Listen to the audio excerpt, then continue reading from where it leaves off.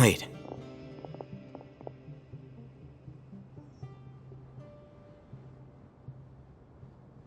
You're...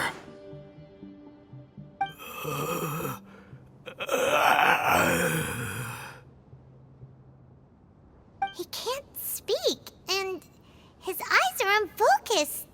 But he looks too young to be anyone's grandfather. Also, why is he the only one here?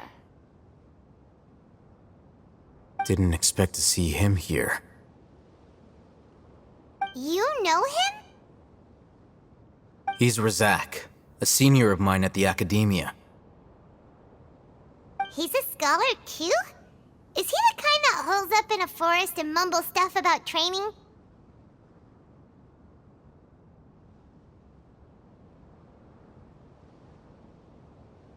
No. And that's the problem. Razak was never involved in any of those things.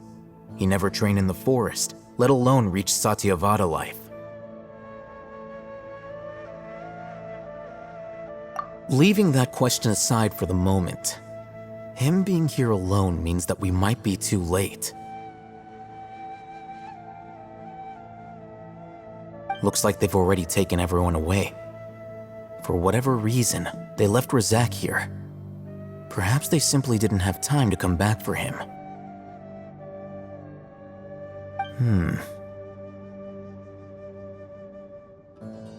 There are drag marks on the ground. They're clearer by the doorway. Someone was forcefully drawing a cart that was loaded with something heavy. Loaded with people? That is one possibility. It looks like they were in a hurry, as if they were afraid of being caught. In their haste, they failed to notice Razak hiding in a corner.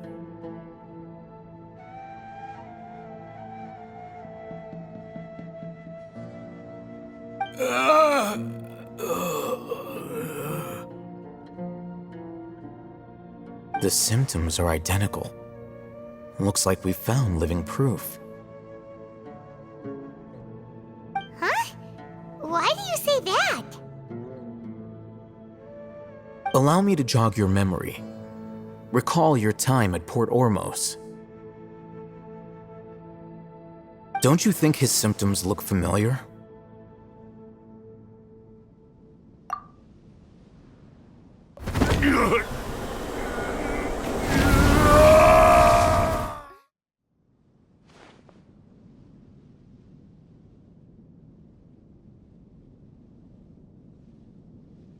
Oh, now that you mention it, they're acting the same way. Correct. The academia is behind all of this. It isn't difficult to deduce their rationale.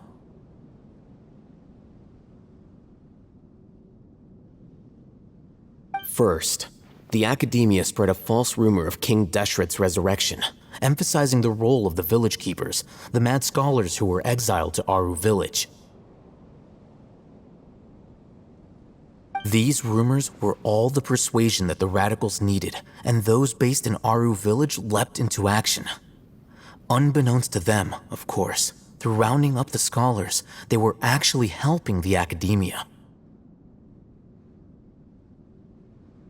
As well as being able to exploit the radicals for their own ends, this scheme has one further advantage to the academia. All the risks and responsibilities are offloaded onto King Deshret's followers.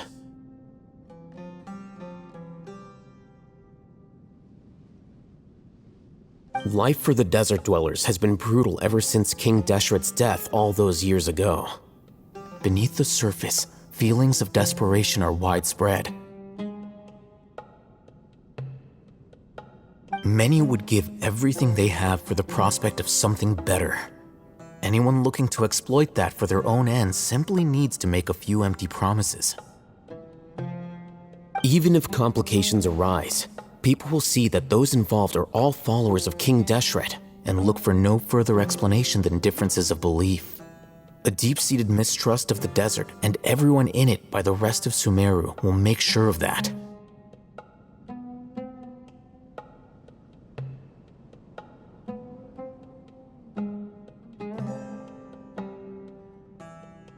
The notion of an academia plot wouldn't even cross their minds.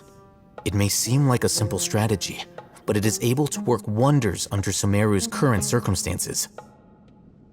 Oh, that makes a lot of sense. It's in line with the village chief's theory, too. But there's still one very important question. Wasn't it the academia that brought the scholars to Aru Village in the first place? Why does it want them back now? Throughout this process, one thing has changed: the scholars' identity. First, they were scholars. Then, they became lunatics. After that, they were exiles. And finally, they become missing persons. An exile is still patently a living, breathing human being. But when someone becomes a missing person, that is brought into question.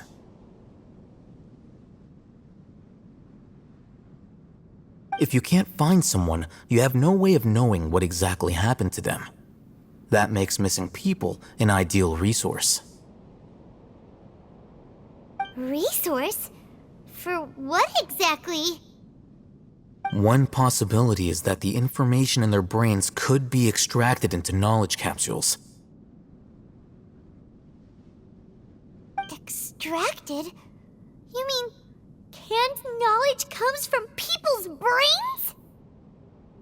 With the technology of the Sumeru Academia, it's entirely possible. Perhaps the process caused them great suffering, which is why they cry out in the dead of night when no one is watching them. So, the human brain... Nope, nah, Paimon doesn't want to think about this.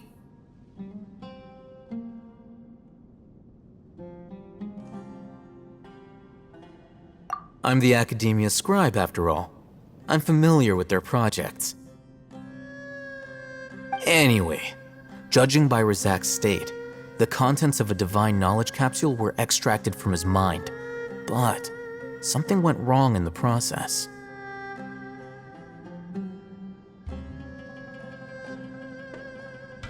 Or perhaps his curiosity got the better of him, and he used such a capsule for himself. Paimon's a little confused. Can they just use anyone's brain?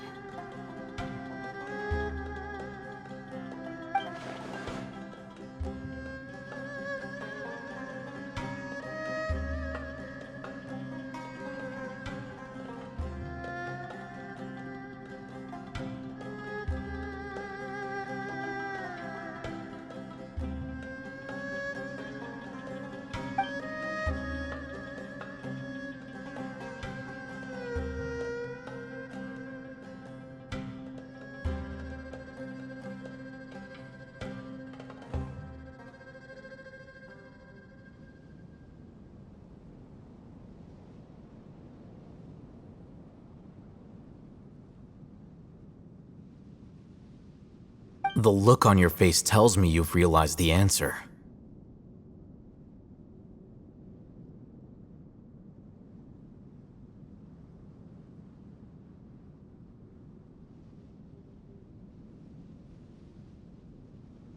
That's right. To some scholars, gaining knowledge about the gods is their entire life's pursuit. Extracting canned knowledge is just one of the extreme measures they turn to. However, I can't help but wonder, what do they seek to gain from divine knowledge? The Academia is going out of their way to look for forbidden knowledge, but what is their ultimate goal? I've spent quite some time trying to analyze the contents of the divine knowledge capsule, but to no avail. It seems like my way of thinking is too different from theirs. You mean you're not even slightly interested in getting your hands on this forbidden stuff? All scholars seek to expand the horizons of knowledge, but I'm not particularly interested in gods, so I don't share their degree of zealotry. Extracting information from people as if they were lifeless objects? If this is the direction of academic progress, then the Academia may as well shut its doors.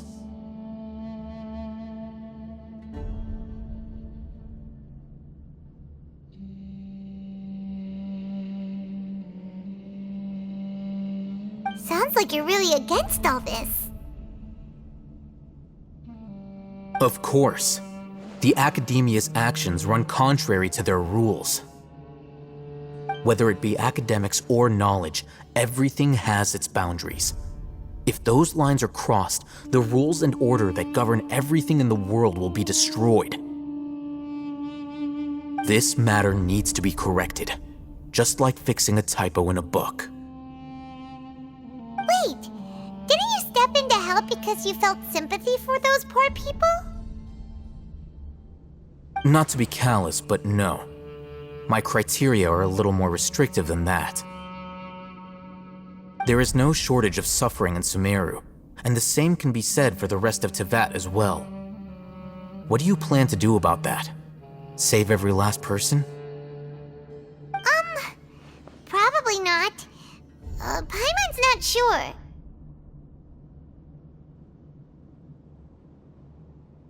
You can say that. Simply put, I don't blindly place my faith into strength or heroism. I do what I want. The Divine Knowledge Capsule is something I want to investigate in full. That doesn't mean I'm willing to take action for the sake of a few strangers.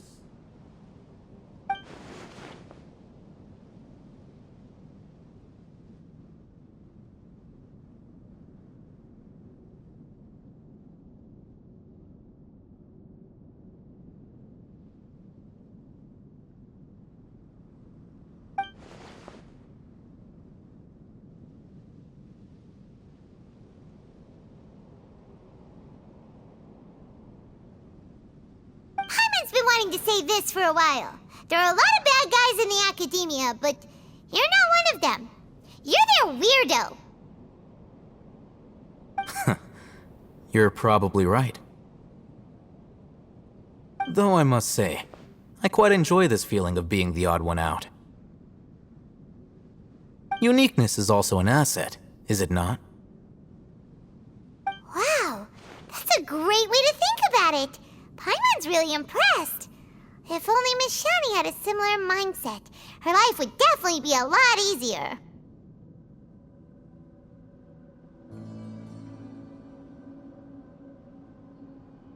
I'm just a more likable person than her in general. There's nothing more to it than that.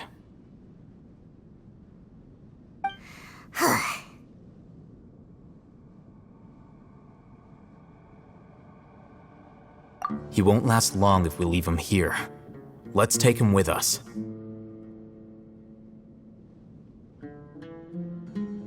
We'll work out our next step after we return to Aru Village.